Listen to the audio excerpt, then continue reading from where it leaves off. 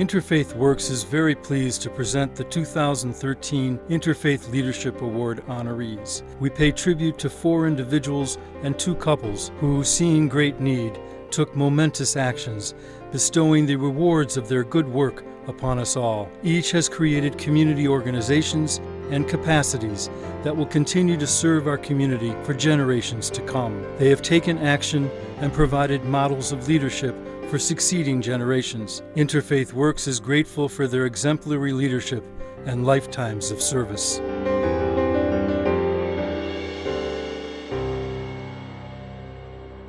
Well, I'm humbled to be a part of this group here. And my first little project was opening a grocery store run by inner city people. It was called Freedom Market. It was a wonderful, wonderful thing, and it was the happiest day of my life when we opened up. That's why I became a priest, because I wanted to help people, give them hope, and give them a little happiness. There's just so little of it going around, and it's so nice that you can help people, even when people are sick and they're in a very difficult situation. You can come and give them hope and show them that you love them. And people respond to love. They really do. They just know how to make you feel good. So I feel good every day. A new day to do something for somebody else. I would like to be known as one who tried to make a difference. And that would make the next man strive harder. That's good. To make a difference. When I was coming along, we didn't have no drug problem to fight. We didn't have no gangs to fight. But now, every year, some kind of obstacle to life springs up. And fighters of this year, of this age, have to be better fighters than we were. So I would just like to be known that I fought a good fight. And I kept the faith. Yeah. Lost a lot of battles, but I didn't give up. It gives me a sense of purpose, that I'm living my purpose. And I often think, when I look back from childhood, that I've always been different. I've always wanted to see things united. And so when I had the opportunity to work with different groups in the city, to bring people together, black and white, rich and poor, male and female, it gives me such a, like this is what I was born for, and my life is fulfilling. My idea is to push his vision. I'm not out there like he is, but I'm in the background, and anything he decides to do, I support it. I think we have an obligation, but it makes me very humble and really thankful that I've been able to do what I can to really help people. I think that when I first got into the field of geriatrics, nobody cared about older people. There weren't community-based programs that help people maintain their independence. And I think our Meals on Wheels program is one of the oldest in the country. But certainly it's a way of keeping older people who are disabled having an opportunity to remain in the community and be independent. I'm proud to be a member of a community that has a place, an institution like Interfaith Works, where people of all faiths, all colors, all levels of financial stability, all political parties can come together and hash it out. Nona, who we're honoring here also, I mean, she became an expert and I believe showed other communities how to do this. Up to present days, we're up to about 8,000 people that have been resettled by the Interreligious Council, now known as Interfaith Works.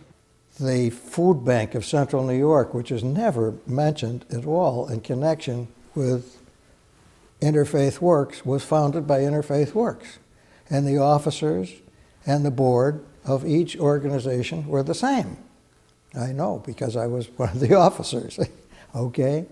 And I checked a couple of weeks ago, and I asked Tom Slater, the director, I said, how many pounds of food did you distribute last year?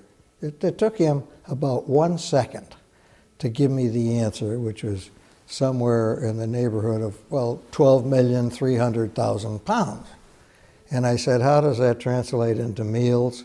And then he said, that's 10,506,312 meals. I realized how powerful people can be in bad ways and good ways.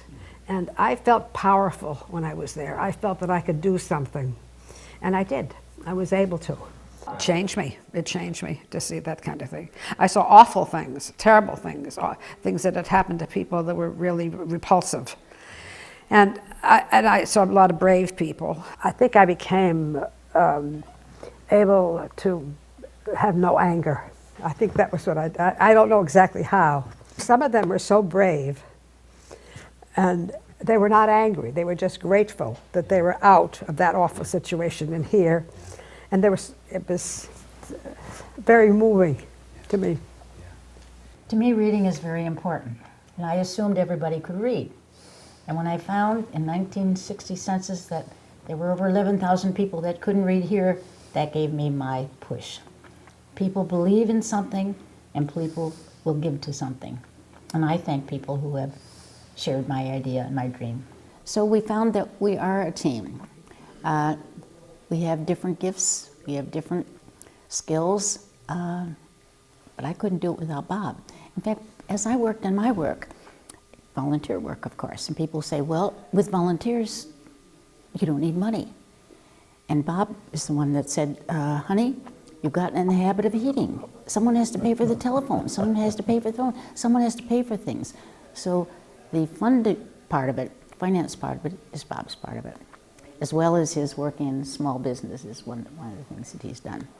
You don't have to be told what to do, but get in action and start doing something you know is going to help somebody. When people get together, they can do anything they want to. The thought come to me, if we wanted to change the course of the Hudson River, if enough people get a shovel and dig together in the same trench, we could change the course of the river. You've got to involve other people, and you've got to make certain that you build a base when you do it. But if you have the vision and you really feel strongly about something, you can portray that vision to other people. I hope, and I think all of us have planted seeds, and I keep thinking we've planted seeds and you never know when that seed is going to bloom, whether it's in a church or in giving Pearson a smile or whatever little thing that we happen to do.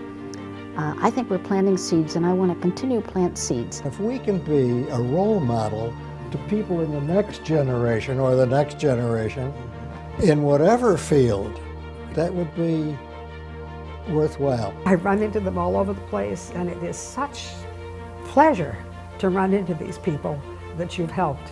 So I was delighted with that job. Every Sunday, every week, 2 or 3 young people come to me. I want to be just like you. This past Sunday, at least 5. I want to be just like you. So that's what that's part of what I want. I don't want them to be just like me. I want them to be like God. But I want to live a life from God. Pass it on. We're all so fortunate, and we have many things to be thankful for, but go out and do something about it. Just talk is too cheap. We have all this wisdom and all these ideas that some were good, some were bad, some we were able to accomplish, some not. We can share this with the next generation of people coming along and give them something to hope for, and to work in. It isn't the length of your life, but the depth of your life that really counts.